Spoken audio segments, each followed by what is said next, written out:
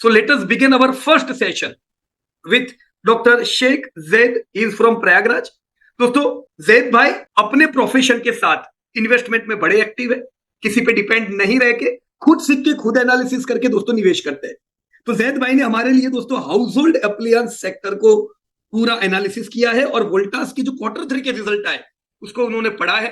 दोस्तों, ये जरूरी वोल्टास इसलिए है क्योंकि हमने इसमें बड़ा कठिन समय पिछले एक साल का देखा था। लास्ट ईयर से बढ़िया बिक्री होने के बावजूद दोस्तों वोल्टास चैलेंजिंग मोड से गुजर रहा था। तो जानना बनता है कि अब क्या आने वाले समय में हम रैली देखेंगे कि अभी भी चैलेंजिंग समय कंटिन्यू है। Right, so help me welcome doctor Jain. Welcome Jain भाई। Thank you sir and welcome friends. चलिए Q3 रिजल्ट में हम देखते हैं वोल्टास के बारे में। And Voltas house hold appliance sector को बिलोंग करने वाली कंपनी है। हाउस होल्ड अप्लायंसेस को जानने से पहले हमें ये जानना चाहिए कि इलेक्ट्रॉनिक्स में क्या चल रहा है दुनिया में, इंडिया में, और इलेक्ट्रॉनिक्स में भी अगर हम स्पेसिफिकली देखें तो हाउस होल्ड अप्लायंसेस में क्या चल रहा है वो देखेंगे। तो ये हमारा पूरा शेड्यूल रहेगा आज का वोल्टास के बारे में। इलेक्ट्रॉनिक्स को देखें तो ईएमएस, इलेक्ट्रॉनिक्स मैन्युफैक्चरिंग सर्विसेज में जो सबसे बड़ा शेयर है वो किसका आता है फ्रेंड्स? चाइना का। और देन हमारा इंडिया भी हम देखेंगे कि बढ़ रहा है। 2020 से लेकर 2025 के बीच में हम इंडिया में इलेक्ट्रॉनिक्स में 41% का ग्रोथ एस्टिमेट कर रहे हैं। ठीक है, वहीं पे चाइना में कितना कर रहे हैं? 4% का। ऐसा क्यों? इंडिया में इतना बड़ा ग्रोथ क्यों कर रहे हैं? बहुत बड़ी स्टोरी है। नहीं, बिकॉज इंडिया में अभी हम इस नया नया ग्रोथ हम ला रहे हैं। ठीक है, इंडिया भी शुरुआत है। जो चाइना आज से दशक पहले कर रहा था वो आज हम उसको कर रहे हैं। तो जैसे चाइना एक बड़ा मार्केट बन रहा है वैसे हम आने वाले दशकों में इलेक्ट्रॉनिक्स एक बड़ा मार्केट बनेंगे। अगर इलेक्ट्रॉनिक्स को भी हम देखें तो इलेक्ट्रॉनिक्स का जो मेजर पार्ट है वो कहाँ पे आता है? वो मोबाइल फोन और आईटी से रिलेटेड जो है, जैसे कि कंप्यूटर्स हो गई है, प्रिंटर्स हो गए, वो जो इलेक्ट्रॉनिक्स बनाने वाली कंपनी है वो मेजर शेयर रखती है इलेक्ट्रॉनिक्स मार्केट में। ठीक है, तो ये जो 41% का जो शेयर है ग्रोथ का, उसमें ज्यादातर ग्रोथ कहाँ मिलेगा? वो कंपनी जो मोबाइल फोन्स बना रही है, जो आईटी से रिलेटेड प्रोडक्ट्स बना रही है। तो फिर हमारे हाउस होल्ड प्रोडक्ट्स कहाँ पे आएंगे? हमारे हाउस होल्ड प्रोडक्ट का भी एक अच्छा खासा पार्ट है कंज्यूमर इलेक्ट्रॉनिक्स और कंज्यूमर अप्लायंसेस में। राइट, अगर इंडिया में देखें तो इंडिया में भी ये 2021 से 2026 तक हम देखेंगे कि इंडिया का जो डोमेस्टिक प्रोडक्शन साथ के साथ इंपोर्ट मीन जो हमारा इलेक्ट्रॉनिक्स का जो कंजम्पशन है वो 25% से सीएजीआर से ग्रोथ करेगा। मीन्स यहाँ पे हमें एक अच्छा ग्रोथ तो देखने को मिलेगा। बट क्या ये हम अभी बना रहे हैं?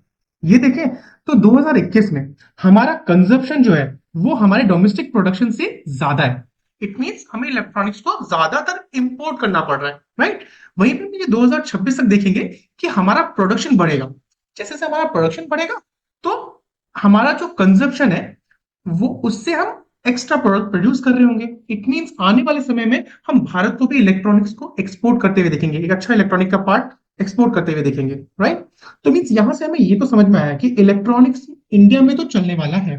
बट अगर हम वोल्टास के बारे में बात करें तो हमें हाउस होल्ड अप्लायंसेस के बारे में बात करना चाहिए। ठीक, हाउस होल्ड अप्लायंसेस मतलब क्या? जो हमारे घरों में आम तौर पे यूज होने वाली चीजें जैसे पंखा, फ्रिज, एसी, वॉशिंग मशीन वगैरह वगैरह। ठीक है, इस इंडस्ट्री में 20 कंपनी लिस्टेड है जिसका मार्केट कैप तकरीबन 1.8 लाख करोड़ का है।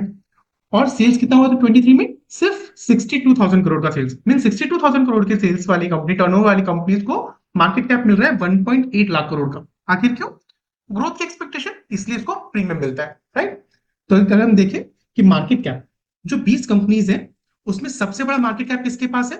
वोल्टास के पास, ब्लू स्टार के पास। Voltas and Blue Star mainly किस में काम करती है फ्रेंड्स? एसी में। मींस जो एसी की कंपनीज है वहां पे एक अच्छे ग्रोथ की एक्सपेक्टेशन है। दैट इज व्हाई वहां पे हमें मार्केट कैप ज्यादा मिल रहा है कंपनीज को। देन क्रॉम्पटन जो आती है वो क्या बनाती है? वो बाकी इक्विपमेंट्स घर के वो बनाती है। राइट, तो मेजरली हमको यहाँ पे मालूम पड़ा कि एसी की कंपनी को एक अच्छा मार्केट कैप दे रहा है इन्वेस्टर। अगर हम सेल्स के बारे में देखें तो सेल्स भी वोल्टास का टोटल जितनी कंपनीज है उसका 15% सेल्स वोल्टास कर रही है। And then Blue Star means यहाँ पे भी हम देखते हैं कि एसी की जो कंपनीज है वो अच्छा सेल्स भी कर रही हैं। राइट, बट अगर हम प्रॉफिट पे आते हैं तो प्रॉफिट सबसे अच्छा किसका है? ब्लू स्टार का। और वोल्टास का कितना? सिर्फ 136 करोड़ का 23 में आया। ऐसा क्यों? जैसा कि ये लास्ट ईयर 2023 वोल्टास के लिए बहुत बुरा था बिकॉज इंटरनेशनल मार्केट से उसके काफी पेमेंट्स को उनका एक्सेप्शनल लॉसेस हुए थे। राइट, तो यहाँ पे हमने देखा कि वोल्टास की प्रॉफिट गिर के आए थे। क्या ये प्रॉफिट गिरे हुए हमेशा के लिए है या कुछ एक्सेप्शनल था? एक्सेप्शनल था। इट मींस कि ये वापस से अपने पुराने आदत पे जाएगा, मींस पुराना जो मार्जिन है उसको मेंटेन करेगा। मींस अभी के लिए ये जो हम अभी प्रेजेंटेशन में देख रहे हैं, वहां पे हमको ये पॉइंट नोट रखना है कि वोल्टास के जो प्रॉफिटेबिलिटी रेशियोज या प्रॉफिटेबिलिटी की हम जहां बात करेंगे, वहां वोल्टास पहले ही मात खाया है इस साल के लिए, राइट? इसको हमको ध्यान रखना है पूरे प्रेजेंटेशन में, राइट? अगर हम बात करें ग्रोथ की, तो ग्रोथ इंडस्ट्री का लास्ट 5 ईयर का ग्रोथ है 10% का, और वोल्टास का कितना है? 8% का, और ब्लू स्टार का 14% का।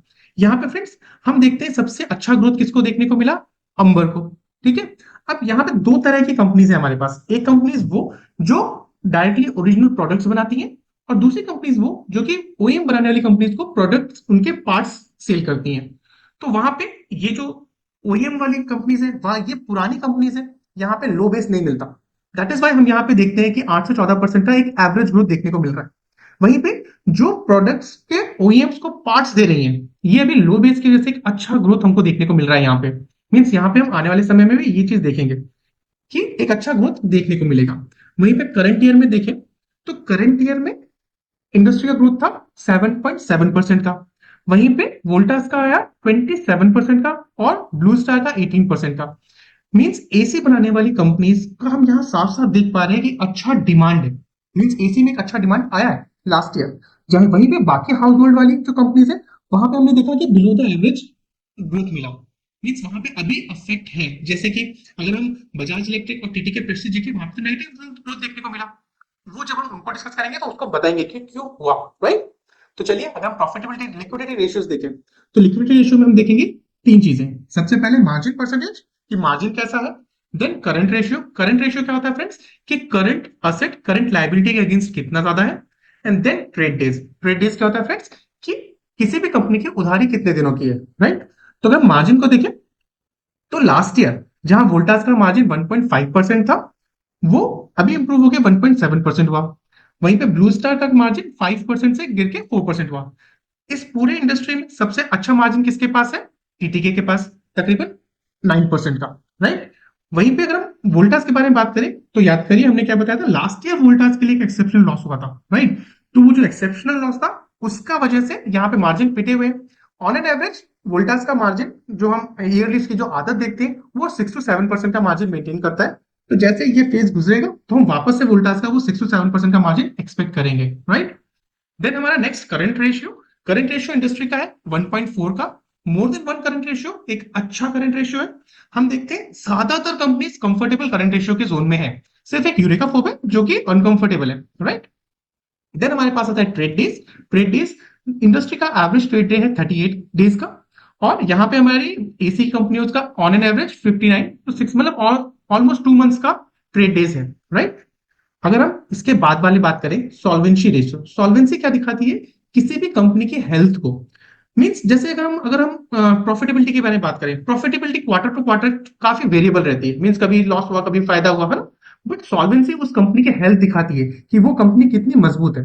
तो अगर सॉल्वेंसी बिगड़ रही है, तो वहां पे हमें ध्यान देना जरूरी है। तो सॉल्वेंसी में हम तीन चीजें देखते हैं। सबसे पहले डेब्ट टू इक्विटी, मींस इक्विटी के अगेंस्ट कितना डेब्ट है। Then ICR, interest coverage ratio, कोई भी कंपनी अपने इंटरेस्ट एक्सपेंस को कितना ज्यादा अच्छे से पूरा कर पा रही है। देन डेब्ट ratio means total liability total asset के अगेंस्ट कितनी है। अगर हम डेब्ट टू इक्विटी देखें, तो डेब्ट टू इक्विटी इंडस्ट्री की 0.16 है, और वहीं पे हम देखते हैं कि इस इंडस्ट्री में हमें वर्लपूल और बजाज इलेक्ट्रिक जैसी कंपनीज है जो कि डेब्ट फ्री कंपनीज है, और वोल्टास का भी 0.09 का जो डेब्ट टू इक्विटी है, ये काफी कंफर्टेबल इक्विटी है। वहीं पे अंबर जैसी कंपनीज 0.72 डेब्ट टू इक्विटी है, जो कि कंफर्टेबल नहीं है, बट ये अच्छे ग्रोथ करने वाली कंपनी है, ये ध्यान रखना है ना? देन आता है आईसीआर। आईसीआर इंडस्ट्री का एवरेज आईसीआर है 8 टाइम्स, और वोल्टास का है 15 टाइम्स। मींस यहाँ पे भी वोल्टास एक कंफर्टेबल आईसीआर जोन में है, राइट? देन आता है डेब्ट रेशियो। इंडस्ट्री का एवरेज डेब्ट रेशियो है 0.46, और वहीं पे भी वोल्टास का 0.4। मींस ये 0.43 जो डेब्ट रेशियो है, ये भी कंफर्टेबल है वोल्टास के लिए। मींस ये जो सॉल्वेंसी रेशियोज है, यहाँ पे कंपनी एक कंफर्ट जोन में रहती है। देन आता है हमारा प्रॉफिटेबिलिटी रेशियो। प्रॉफिटेबिलिटी रेशियो में फ्रेंड्स ये है कि इक्विटी के अगेंस्ट कितना रिटर्न जनरेट किया, उसको बोलते हैं आरओई। एंड देन आरओए, कि टोटल एसेट के अगेंस्ट कितना रिटर्न जनरेट किया, उसको बोलते हैं आरओए। यहाँ पे इंडस्ट्री का एवरेज आरओई है 7.6% का। जैसा कि हमने देखा था कि लास्ट ईयर की प्रॉफिटेबिलिटी पिटी हुई है वोल्टास की, तो सिर्फ 2.36 का आरओई है। बेस्ट आरओई किसके पास है? ब्लू स्टार और बजाज इलेक्ट्रिकल्स के पास, राइट। देन हम आरओए देखें, रिटर्न ऑन एसेट्स, इंडस्ट्री का एवरेज आरओए है 4% का, वोल्टास का है 1.36, सेम कहानी, प्रॉफिट अच्छा नहीं हुआ था। एंड बेस्ट किसके पास है? टीटीके के पास और क्रॉम्पटन के पास। तो ये सब तो कहानी हुई प्रॉफिटेबिलिटी रेशियोज वगैरह की। तो यहां से हम चलते हैं वोल्टास की तरफ कि आखिर वोल्टास है क्या। 1954 में टाटा सन्स ने, स्विस कंपनी थी वोल्टकार्ट ब्रदर्स, उसके साथ मिलके ये कंपनी स्टार्ट करी। और आज के दिन में इंडिया की लीडिंग एसी ब्रांड जो है, तकरीबन 19% का एसी का मार्केट शेयर करती है वोल्टास, राइट फ्रेंड्स। अगर हम वोल्टास को देखें तो वोल्टास 3 सेक्टर में मेनली काम करती है। यूनिटरी कूलिंग प्रोडक्ट्स, जिसके अंदर की हम अपने एसीज वगैरह देख सकते हैं, डिफरेंट कूलिंग प्लांट्स, चिलर्स वगैरह जो होते हैं, वो इसी पार्ट में करती है। देन सेकंड पार्ट जो ये जहां से रेवेन्यू जनरेट करती है, वो है electromagnetical mechanical projects and services. Means different hotels, बड़ी बड़ी बिल्डिंग्स, जैसे कि आप बुर्ज खलीफा वगैरह जैसे बड़ी बड़ी बिल्डिंग्स है, वहां पे जो कूलिंग का जो प्लांट्स है, ये उनको लगाती भी है, साथ के साथ उनकी सर्विसेज भी प्रोवाइड करती है। एंड थर्ड पार्ट आता है इसका इंजीनियरिंग प्रोडक्ट्स एंड सर्विसेज का। यहाँ पे वोल्टास स्पिनिंग मिल्स को उनकी मशीनरीज का सपोर्ट और सर्विसेज देती है, राइट। इसमें सबसे बड़ा पार्ट इसके पास आता है यूनिटरी कूलिंग प्रोडक्ट्स का, ठीक है। एंड देन आता है इलेक्ट्रोमैकेनिकल प्रोजेक्ट्स का। यहाँ पे वोल्टास ने बताया कि इसका वोल्टास बेको, ये पार्ट नया लॉन्च हुआ है, जो कि किचन प्रोडक्ट्स में ये अपने इंस्ट्रूमेंट्स बना के दे रही है, राइट। तो वोल्टास का अगर हम शेयर होल्डिंग पैटर्न देखें, तो वोल्टास के प्रोमोटर्स के बाद में एक बड़ा शेयर एसबीआई और म्यूचुअल फंड के पास में है। और प्रोमोटर्स, एसबीआई और म्यूचुअल फंड्स एक बड़े शेयर को होल्ड करते हैं, रिटेल के पास मात्र 13% का शेयर है। देन अगर हम इसके हिस्टोरिकल ट्रेंड को देखें, तो हिस्टोरिकली वोल्टास का रेवेन्यू पिछले 28 ईयर्स में 1445 से बढ़कर तकरीबन 1949 तक 9499 तक बढ़ाया है इसने। मींस ये अपने लैंडमार्क 10,000 को टच करने वाला है।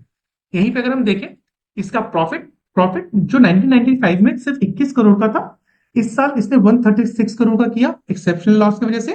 बट 506 का ये एक एवरेज प्रॉफिट कर रहा था, राइट। अगर हम इसके रिजर्व को देखें, तो वोल्टास ने अपना रिजर्व 153 करोड़ से बढ़ाकर 54,000 करोड़ तक का अपना रिजर्व बढ़ाया।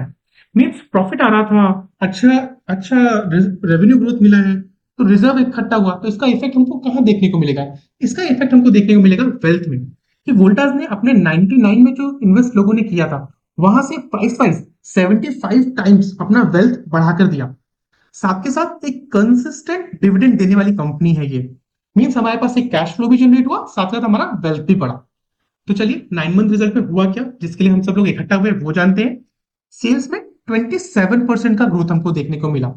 ये जो 27% का सेल्स ग्रोथ है, जैसा कि हमने ज्यादातर कंपनीज में इस साल देखा कि डिमांड उतनी अच्छी नहीं है, बट यहाँ पे 27% का सेल्स ग्रोथ एक अच्छी डिमांड को दर्शाता है, राइट फ्रेंड्स। बट एक्सपेंस में भी इसका 29% का ग्रोथ हुआ। ये जो एक्सपेंस का 29% का ग्रोथ, यहाँ पे इसके जो मटेरियल, इसकी जो सर्विसेज है, वो एक्सपेंसिव थी, इस वजह से एक्सपेंस ग्रोथ इसका बढ़ गया। देन आता है प्रॉफिट। लास्ट ईयर प्रॉफिट में -7, मतलब लास्ट ईयर इसने लॉस किया था Q3 में, और इस साल 137 करोड़ रुपए का प्रॉफिट जनरेट किया है 9 मंथ में। अगर हम इसकी सेगमेंटल रेवेन्यू को देखें, तो इसका सबसे बड़ा सेगमेंट किसका था? यूनिटरी कूलिंग प्रोडक्ट्स का, जिसमें कि 17% का ग्रोथ देखने को मिला। साथ के साथ जो इसका दूसरा सबसे बड़ा पार्ट है इलेक्ट्रोमैकेनिकल सर्विसेज का, वहां पे भी इसको 56% का ग्रोथ देखने को मिला। फ्रेंड्स, जैसा कि हम जानते हैं कि जो इसका बाहर का धंधा था इलेक्ट्रोमैकेनिकल सर्विसेज का, वहां पे अभी वोल्टास को प्रॉब्लम है, बट इसने इंडिया में बहुत अच्छा ग्रोथ किया, जिसका इफेक्ट हमको यहाँ पे देखने को मिला, राइट। वहीं पे अगर हम सेगमेंटल एक्सपेंस को देखें, तो एक्सपेंस में मटेरियल, इनकी जो सर्विसेज वाला जो है, वहां पे यहाँ पे ये जो टोटल एक्सपेंस था मटेरियल एंड सर्विसेज का, वो 49% से बढ़ा है। तो इसका इफेक्ट हमें प्रॉफिटेबिलिटी पे देखने को पड़ा, राइट। अगर हम इसके ट्रेंड्स को देखें कि आखिर ट्रेंड कैसा रहा, तो ईयर एंड में 20% का सेल्स ग्रोथ देखने को मिला, Q1 में 21% का, H1 में 25% का, 9 मंथ में हमें 27% का एक अच्छा डिमांड देखने को मिला। तो हम कंपनी से एक्सपेक्ट कर सकते हैं कि ईयर एंड तक हमें 25% का एक कंजर्वेटिव 25% का ग्रोथ देखने को मिले रेवेन्यू में। मींस एक अच्छी डिमांड हमको यहाँ पे देखने को मिल रही है।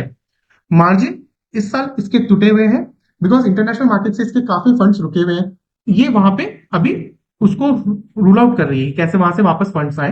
तो यहाँ पे मार्जिन अभी टूटे हुए हैं, ठीक है, ये एक्सेप्शनल लॉसेस हैं इसके।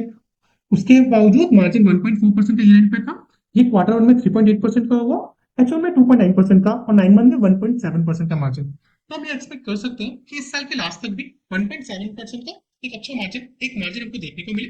इस हिसाब से हमारा जो प्रॉफिट ग्रोथ होगा वो 48% का प्रॉफिट ग्रोथ हमको एक्सपेक्टेशन है इस साल के एंड तक मिल जाए। बट लॉन्ग टर्म में हम क्या एक्सपेक्ट करते हैं?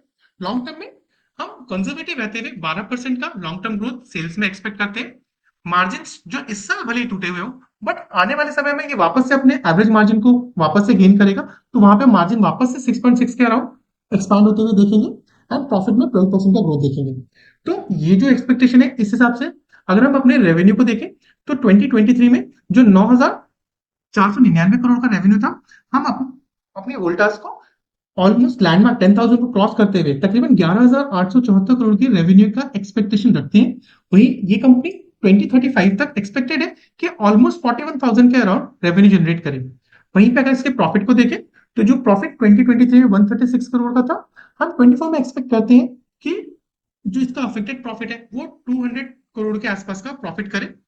बट वापस से जैसे जैसे कंपनी अपने मार्जिन को सिक्योर करेगी, हम 35 में कंपनी से एक अच्छा जंप देखते हुए 2700 करोड़ का प्रॉफिट एक्सपेक्ट कर रहे हैं।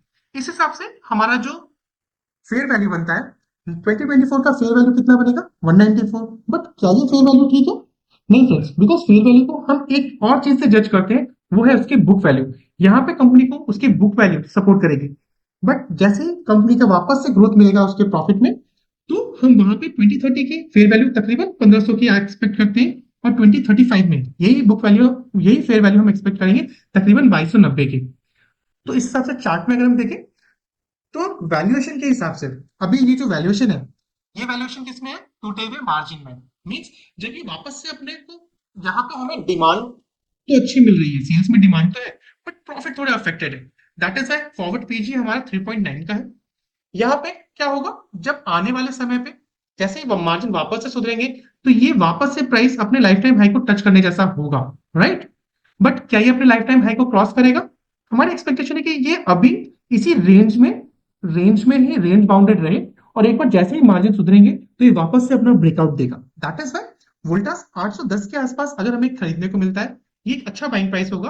और शॉर्ट टर्म टारगेट हमारा रखा गया है 1250 का, जहां पे एक अच्छा डिमांड देखने को मिल रहा है। एसी एक अच्छा डिमांड है, लो पेनिट्रेशन है इंडिया में, तो पोर्टफोलियो में इस कंपनी में हम 2 to 2.5% का अपने पोर्टफोलियो में शेयर दे सकते हैं।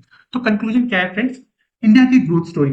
आज हमारे घरों में एसी उतना कॉमन नहीं है, बट आने वाले समय में हम देखेंगे कि टीयर 2 टीयर 3 सिटीज में भी कॉमनली एसी रहेगा। मीन्स कमरों में ही एसी रहेगा।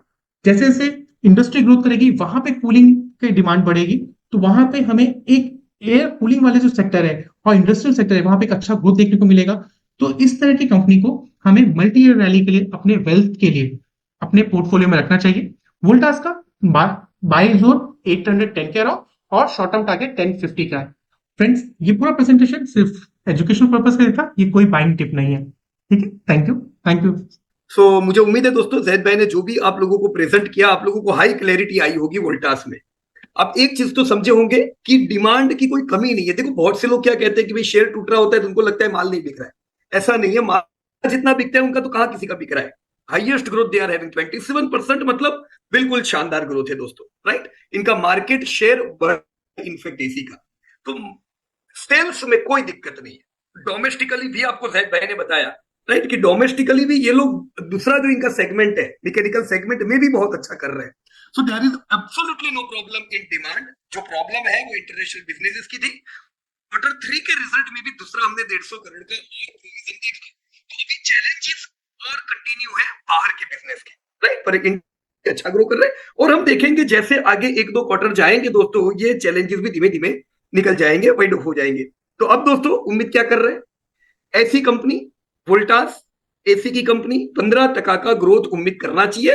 पर जैद भाई ने आपको कंजर्वेटिव रह के टका बताया, इतना तो ग्रोथ दोस्तों एसी की कंपनी में मिलना है। कंज्यूमर इलेक्ट्रॉनिक में एक तो एसी का ग्रोथ जबरदस्त होना है और स्मार्टफोन का।